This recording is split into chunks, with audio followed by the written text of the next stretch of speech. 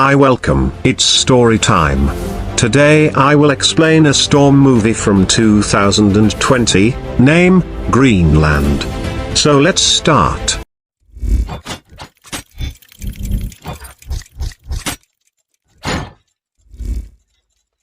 Beginning of the movie, we see construction work being done on top of a massive building. Two men are talking about some delays. The one that's frustrated with the situation is the boss, John. Moments later, he's driving his car, listening to the radio about an interstellar comet that will fly by close to Earth. He arrives at a suburban neighborhood and walks up to a house. We're looking to go in. He enters a room where a woman is seen on a treadmill. That's all. His wife. They have an awkward conversation surrounding their child, Nathan, and his upcoming birthday party. The son arrives and is excited to see him. They go to his room and talk about a drawing he made of the coming clock. As they're laying on the bed, it's revealed that the boy is a diabetic. They talk about John's separation from his mom. Later, the three of them are in a living room listening to the news about the comet. The interstellar body is moving fast toward Earth and is made up of many pieces of ice trailing behind it. That night he's seen moving back in the house,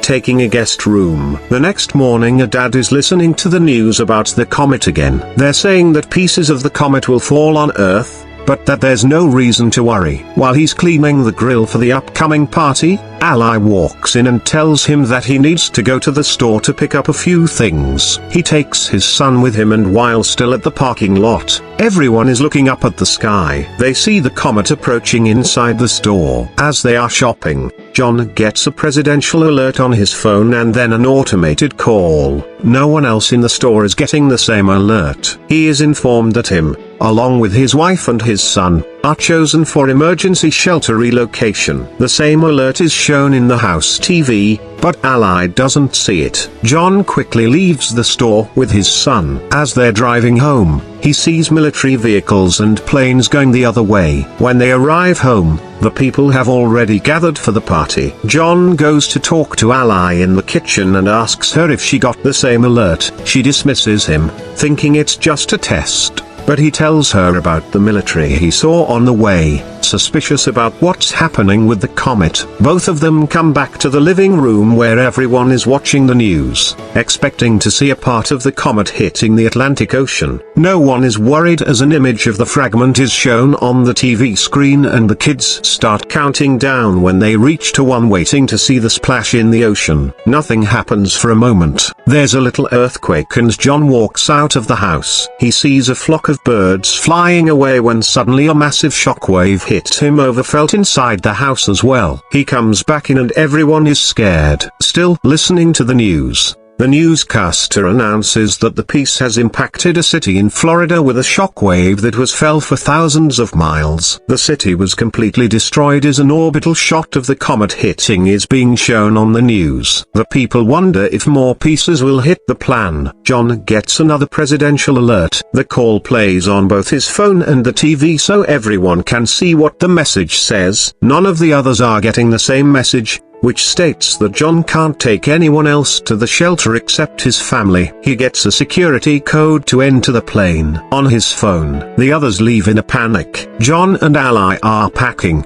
worried if they'll have enough insulin for the boy. The child asks about his grandpa. Ally is preparing food and listening to the terrifying news. As John goes to get Nathan, who says that the sky is on fire, pulling out of the driveway, they see that none of their friends got the same call. One of them tells the family that the news is reporting that a huge piece of the comet called Planet Killer will hit the Earth in 2 days. As they are leaving, another neighbor runs to them begging to take their daughter. John refuses and they drive off, arguing in the car that even if they did take her, she might have been turned away at the airbase. Later, as they are driving, people are seen already looting the stores. Suddenly they drive up to a massive traffic jam on the highway and John goes the other way, taking a side boat. They're listening to the news on the radio saying that there have been more impacts than others are expected, which might take out entire cities or even cause an extinction level of that. They arrive at the airbase being guarded by the military. People are gathered around the doors because they're not being allowed in. The family pushes through a crowd and is allowed entrance with the barcode they received. Once inside, they are given wristbands for personal identification and are told to move all their things into one smaller bag. Suddenly they realize the insulin for Nathan is gone and John goes to take it from the car. Ally goes to tell the soldiers about her husband but tells them about the boy's diabetes and causes a problem. She's taken to a superior officer that informs her that someone with a chronic condition can't be on the plane. Ally tries to reason with her, but she gets turned down. She and her son get escorted out of the base. Meanwhile, John comes back and is headed toward the planes looking for them. Unaware of what is happening, John boards one of the planes that's about to take off and tries to reach Ally, but can. One of the passengers that sees the insulin and tells him about the rules regarding chronic illnesses. John panics and asks to leave the plane. Suddenly the base gets breached and the people start shooting toward the military. The plane that John was existing has a fuel leak, so he tells everyone to get out and runs away. The plane explodes and causes a chain reaction. John finds out about his family being rejected as the two of them are already back at the car. Nathan is already low on insulin. The chaos in front of the base continues, so John takes a while to get back at the car too. Once there he finds a message from Ally that she's taking Nathan to her dad's place.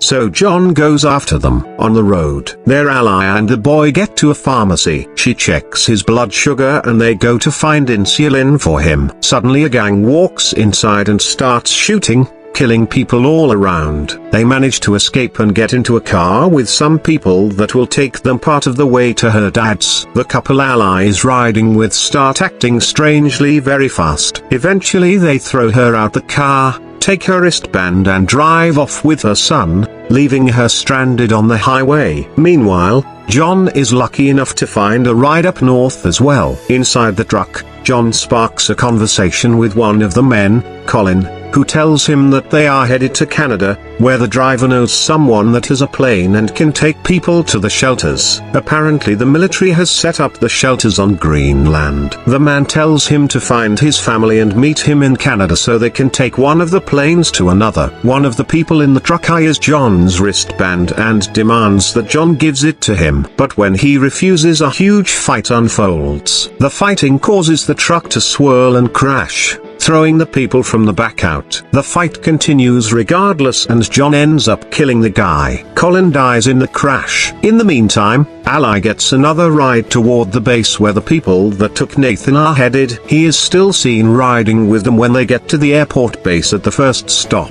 As they are showing the wristbands, the boy tells the soldier that those people are not his parents and the soldier gets them escorted away, taking him inside. Later, Ally gets there too and tries to find him from one stop to another, from one medical unit to another. She finally finds him and she's informed that he's been given insulin. The nurse says she'll help Ally find a military transport to her father's city and that she will stalk her with medicine for Nathan. John breaks into a house for some water and food. He checks the news immediately, only to see that the main impact is expected in just under 24 hours. He finds keys to the family's car and takes it, getting to Ally's dad fast. He finds him playing cards with his buddies asking about his daughter. They decide to put their differences aside and work together to find her and Nathan. Meanwhile, the two of them arrive at a gas station and call their house. John and her father go to pick them up, and the family is finally back together. All of them get back to the house and see that the information John got about the shelters was true. He convinces Ally that they should go to Canada and try their luck, so they prepare for the journey there. Unfortunately, they can't convince Ally's father to join them. Suddenly, a giant piece of the comet falls nearby, prompting them to go immediately. Ally's father gives John a gun and says his goodbyes, staying behind as they drive away.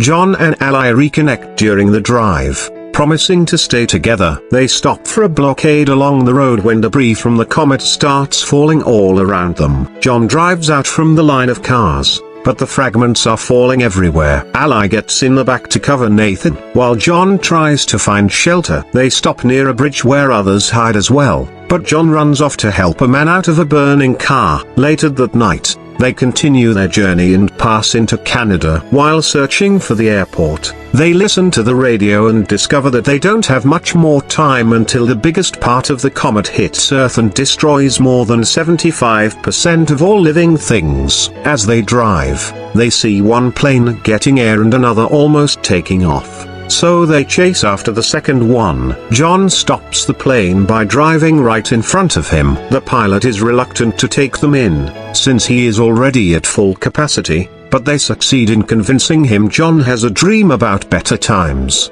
and when he wakes up, they are approaching Greenland. The place seems unaffected by the comet until a moment later a fragment impacts the water and creates a shockwave that hits the plane. Both engines are failing as the pilot tries to keep the plane in the air. They glide through off the air, landing smoothly but hit the glacier. The pilots are pinned on impact, but John isn't able to help them. He sees a military plane land a mile away, so he shows the people from the plane there, and when they arrive, a military truck takes them in and gets them to the shelter. As they are going inside, the planet killer hits. The impact will reach them in a matter of minutes, and the people are still getting deeper inside the shelter. Once inside, they brace for impact and a flashback is seen of their previous life when they were happy together. 9 months later, the planet is desolated, cities ruined completely. A radio signal is searching for survivors and establishes a connection informing the receiving end that the dust has settled and there is no radiation. The hatches of the shelter open and reveal that the family is still alive, facing the ruin of the planet as a symbol of hope. They see a bird flying outside and start coming out of the shelter. As the Earth is seen from space, radio signals communicate from all around the globe. There are people still alive everywhere on the planet. Thanks for watching. Like and subscribe and so you can watch more videos like this.